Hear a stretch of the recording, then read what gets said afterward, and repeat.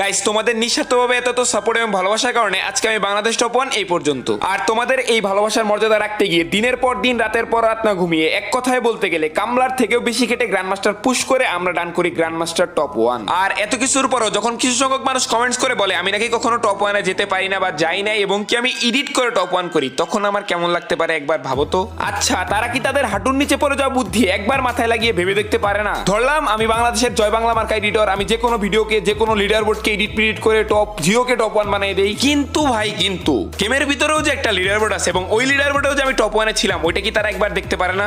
নাকি ভাই এটা বলতে হবে গেমের লিডার বোর্ড আমি এডিট করে দেই এবং তারপরে গাইনা ঘুষকে আমার নাম বাংলাদেশ টপ ওয়ান এক নাম্বারে বসিয়ে দেয়? আর অন্যদিকে টুর্নামেন্টের ইতিহাসের দিকে যদি আসি, বাংলাদেশের ফ্রি ফায়ার স্পোর্টস কিংবা ফ্রি ফায়ার টুর্নামেন্টকে আগায় নেওয়ার জন্য আমি বাংলাদেশ টপ ওয়ান একজন ইউটিউবার হিসেবে কিংবা একজন স্পোর্টস প্লেয়ার হিসেবে এ পর্যন্ত কি করছি, কতটুকু করছি তোমরা ভালো করেই জানো। তারপরেও নাকি কিছু কিছু মানুষের কাছে শুনতে হয় আমরা নাকি টুর্নামেন্টে করি সিন্ডিকেট। তো এডিট করে টপ ওয়ান এবং টুর্নামেন্টে সিন্ডিকেট, এই বিষয়গুলো মূলত শুরুই হয়েছে আজ থেকে প্রায় 3 মাস আগে কোনো এক কন্ট্রোভার্সির মাধ্যমে। তখনই আমার উচিত ছিল এই বিষয়গুলো কতটুকু সত্য না মিথ্যা না ভণ্ডামি তোমাদের প্রমাণ সহ দেখানো, কিন্তু ওই সময়টায় কন্ট্রোভার্সির নাম করে অনেকেরই অনেক ভালো ভিউজের ব্যবসা চলতেছিল। তো আমি চাই নাই তাদের ভিউজের ব্যবসাগুলো আরো আগাক বা তোমাদের সময়গুলো নষ্ট হোক। কিন্তু এখন আর ওয়েট করতে পারলাম না, যেহেতু এই টপিকটা এখন আরো বাড়তেছে, এই টপিকটা আমার এখন ক্লিয়ার করতে হবে এবং এই টপিকে ডাইন করতেই হবে। সো রেডি থাকো এবং আজকে ঠিক সন্ধ্যা 7টায় আমার ইউটিউব চ্যানেলে চোখ রাখো, একটা বড় সড়ো ধামাকা আসিতেছে। আর এই ধামাকাটি হতে পারে তোমরা যারা আমাকে অনেক বেশি ভালোবাসো তাদের আরো ভালোবাসার কারণ, আর তোমরা যারা আমাকে হালকা হলেও হেট করো তাদের গর্তে লুকিয়ে যাওয়ার কারণ।